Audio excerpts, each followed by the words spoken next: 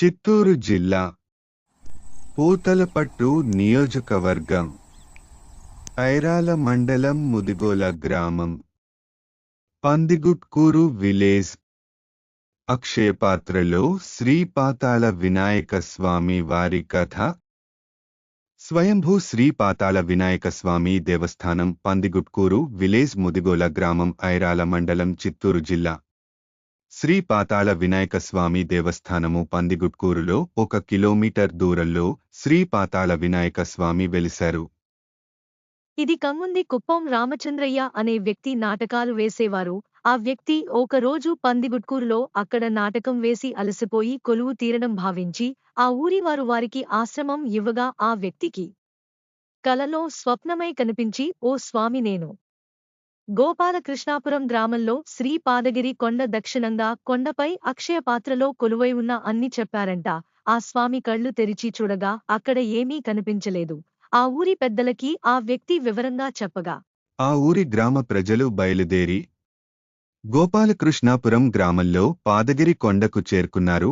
ఆ వ్యక్తి చెప్పిన విధంగానే అక్షయపాత్ర దగ్గరికి చేరుకున్నారు. ఆ వ్యక్తి చెప్పింది నిజమే అని ఆ పాదగిరి కొండపై శుద్ధి చేయక అక్షయపాత్రలో వినాయక స్వామి మొదట ప్రజలకి తొండముతో దర్శనం ఇచ్చారు. ఇది చూసిన ఆ ఊరి ప్రజలు కొబ్బరికాయలతో పూజలు నిర్వహించారు. క్రమక్రమంగా అది ఇప్పుడు పాతగిరి మరియు పాతాళ వినాయక స్వామి పిలవబడే శ్రీ స్వయంభూ పాతాళ వినాయకుడిగా మారింది. ఇప్పుడు ఈ శ్రీ స్వయంభూ పాతాళ వినాయక స్వామి దేవస్థానము పందికుట్టూరు దగ్గరలో 1.5 కిలోమీటర్ దూరంలో స్వామి వినాయక స్వామి వెలిశారు.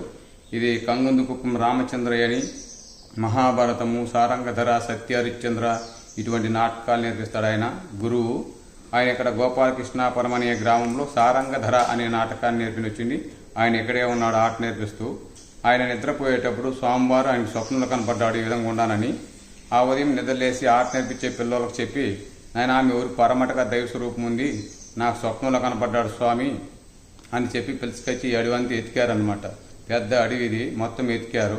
ఎతికినా కానీ ఎక్కడ కనపడాల. సాయంత్రం వరకు ఎతికి అలిచిపోయి వెళ్ళిపోయారనమాట. వెళ్ళిపోయిన తరువాత 2వ రోజు రాత్రి మళ్ళా స్వప్నంలో కనపడి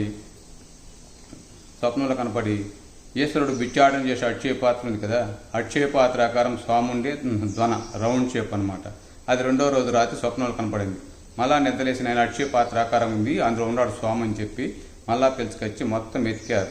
ఎతికితే ఇది అక్షయ పాత్ర ఆకారంగా ఈ ధ్వన కనపడింది. దీని పొలుగు చిన్న చిన్న రాళ్ళు, మట్టి, నీళ్ళు అంతా ఉన్నాయి. ఈ ఆకారం నాకు స్వప్నం కనపడయ్యా, దీన్ని శుభ్రం చేయండి అని చెప్తే మట్టి రాళ్ళు అంతా తీస్తే స్వామివారు కనపరిచారు. అది 16వ తేదీ సెప్టెంబరు 96వ సంవత్సరము వినాయక చవితి రోజు కనపడ్డాడు స్వామి. ప్రపంచమంతా పండుగ, ఆయన పుట్టినరోజు ఆ రోజే కనపడ్డాడనమాట. స్వామి కనపడినప్పుడు సాలగ్రామ రూపంలో ఉన్నాడు స్వామి, శివలింగ ఆకారంగా ఉన్నాడనమాట. ఇప్పుడు ప్రవర్తమానంగా పెరుగుతూ స్వామివారు తొండము, దంతాలు, నేత్రాలు, యజ్ఞోపవీతము అవన్నీ ఏర్పడుతూ పెరుగుతున్నారన్నమాట. తొండము, దంతాలు, దక్షిణ ముఖం ప్రపంచంలోనే ఎక్కడ దక్షిణంగా స్వయంగా లేదన్నమాట. అది ఇక్కడ ప్రత్యేకత, విశేషము. స్వామి కనపడిన 7 రోజులకు ఈశాన్యంలో పుట్ట ఏర్పడి అమ్మవారు వచ్చేది. మొత్తం తిరుగుతాయి సర్పము. ప్రతి శుక్రవారము, పౌర్ణమి రోజు అలా వచ్చి స్వామివారిని దర్శించుకొని స్వామివారి గుడి ప్రదర్శన చేసుకొని వెళ్తూ ఉంటుంది అమ్మవారు. అదే ఇక్కడ విశేషము. ఎవరికైనా సంతానం లేని వారికి కానీ ఏదైనా ఆరోగ్య సమస్యలున్నా, ఏ సమస్యలున్నా ఇక్కడ స్వామివారిని దర్శించుకుని దక్షిణాముఖం కాబట్టి స్వామివారిని దర్శించుకుంటే సర్వ దోషాలు తొలగిపోతాయి. అమ్మవారి దగ్గర ఎవరైతే ప్రతి శుక్రవారం 11 శుక్రవారాలు ఎవరైతే నియమనిష్టలతో చేస్తారో వాళ్ళకి సంతానం కలగజేస్తుంది అమ్మవారు. అది ఇక్కడ విశేషము. పైన కొండపైన యోగ నరసింహస్వామి ఉన్నారనమాట. వినాయక స్వామికి ఉత్తర దిక్కున 1/2 కిలోమీటర్ దూరంలో యోగ నరసింహస్వామి ఉన్నారు. ఆయన రాజుల కాలంలో కట్టారు. అక్కడ స్వామిని ప్రతిష్ఠించారు. అక్కడే శ్రీవారి పాదం ఉంది. వెంకటేశ్వర స్వామి ఇక్కడ కూడా తిరిగాడనమాట. కలిగిరి కొండ మీద ఒక పాదము, ఇక్కడ ఒక పాదము, అలా పాదాలు పెట్టుకుంటూ 7 కొండల్లో వెలిసి తిరుమలలో వెలిసాడనమాట స్వామి. ఆ స్వామివారు ఇక్కడ కూడా తిరిగాడు. అక్కడే శ్రీవారి పొలని 1 ఎకరా ఉంది. అందులో కొన్ని వందల సంవత్సరాలైనా నీళ్ళు అయిపోవు, ఎప్పుడు నీళ్లు ఉంటాయి, ఎప్పుడు తామర పుష్పాలు ఉంటాయి. అది ఇక్కడ విశేషము. అక్కడ కూడా చాలా పవర్ఫుల్ అనమాట స్వామి నరసింహస్వామి.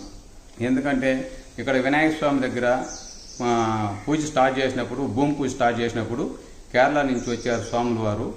ఇక్కడ హోమం స్టార్ట్ చేసినప్పుడు వాళ్ళే చెప్పారనమాట, వాళ్ళు అక్కడికి కూడా వెళ్ళలేదు. పైన పెరుమాళ స్వామి ఉన్నారు, అక్కడ పోయి స్వామివారికి పూజ చేసుకురండి, ఆ తర్వాత ఇక్కడ హోమం అదంతా చేస్తామని చెప్పారనమాట.